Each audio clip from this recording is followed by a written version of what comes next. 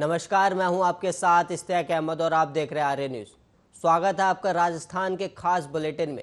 राजस्थान में कंप्यूटर शिक्षकों की भर्ती संविदा पर करने के खिलाफ आंदोलनरत युवा शनिवार को भी कांग्रेस मुख्यालय के बाहर ही घूमते रहे। उन्होंने शुक्रवार की रात प्रदेश कांग्रेस मुख्यालय के भीतर पार्टी कार्यकर्ताओं ने दौड़ा दौड़ा कर पीटा था। कई युवा घायल भी हो गए, लेकिन इसके बावजूद वे लखनऊ से वापस नहीं गए। उनका कहना है कि राजस्थान के चुनाव में कांग्रेस का समर्थन किया था, इसलिए कांग्रेस महासचिव प्रियंका गांधी वाड्रा को अपनी व्यथा सुनाए बिना यहां से नहीं जाएंगे। बता दें कि प्रियंका ने शुक्रवार को अपने कार्यकर्ताओं को अहिंसा का पाठ पढ़ाया।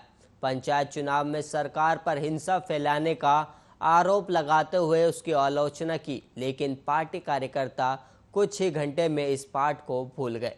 राजस्थान से आए बेरोजगार एकीकृत महासंघ के अध्यक्ष उपेंद्र यादव ने बताया कि उनके राज्य में कंप्यूटर अनुदेशक के 10,453 पद निकले हैं। प्रियंका गांधी कह चुकी हैं कि संविदा पर भर्ती बेरोजगार का अपमान है, फिर ये काम कांग्रेस शासित राजस्थान में क्यों हो रहा है।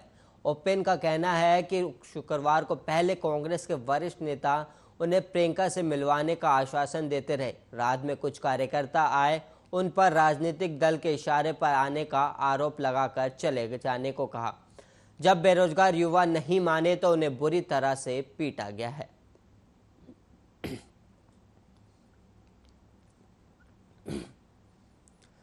और वहीं राजस्थान के गंगापुर सिटी में ऑक्सीजन कंसंट्रेटर फटने की वजह से हुए हादसे का पहला केस सामने आया है। गंगापुर सिटी के उदय मोड़ के रिको एरिया में एक महिला ने जैसे ही सुबह लाइट का स्विच ऑन किया, ऑक्सीजन कंसंट्रेटर में आग लग गई। ऑक्सीजन कंसंट्रेटर से निकलते हुए ऑक्सीजन की वजह से पूरा घर आग की जद में आ गया।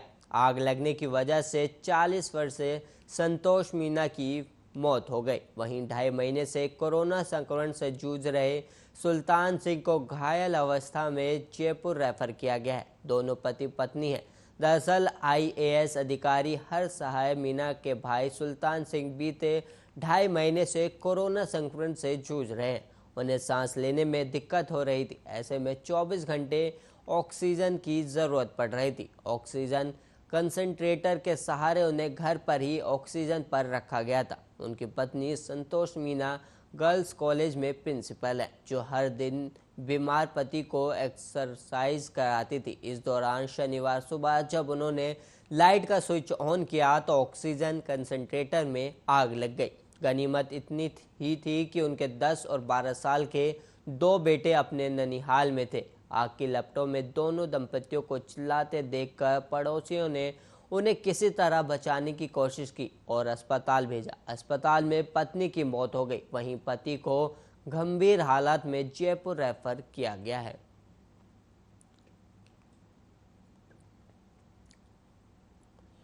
राजस्थान के मुख्यमंत्री अशोक गहलोत ने किसानों को बड़ी सौगात दी है। मुख्यमंत्री ने राज्य में किसान मित्र ऊर्जा योजना का शुभारंभ किया है। उन्होंने वीडियो कॉन्फ्रेंसिंग के माध्यम से ऊर्जा विभाग की 308 करोड़ रुपए की लागत से विभिन्न योजनाओं का शिलान्यास और उद्घाटन किया है। किसान मित्र योजना के तहत सरकार की तरफ से राज्य के हर किसान परिवार को बिजली के बिल पर 1,000 रुपये प्रति महीने अनुदान दिया जाएगा। खास बात है कि यह अनुदान सीधे किसानों के बैंक खाते में आएगा। इस योजना का लाभ इसी साल मई से आए बिजली के बिलों पर लागू होगा। शनिवार को किसान मित्र ऊर्जा योजना का शुभारंभ करते हुए मुख्यमंत्री गहलोत ने कहा कि जनता से किए गए सभी वादे पूरा करेंगे। जन घोषणा पत्र में सरकार ने जो वादे किए हैं उनको समय पर पूरा किया जाएगा और ब्यूरोक्रेसी इस काम में दिन रात मेहनत कर रही है।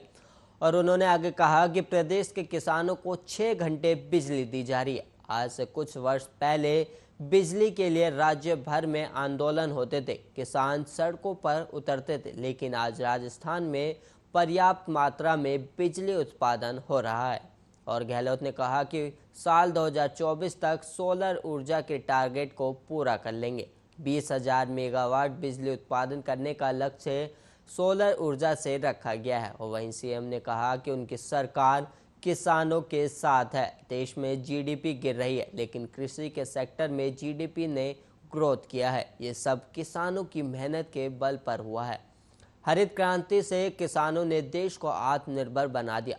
राज्य में आज अकाल पड़ने पर चेहरे नहीं मुरझाते। नरेगा में रोजगार के अवसर सृजित किए गए हैं।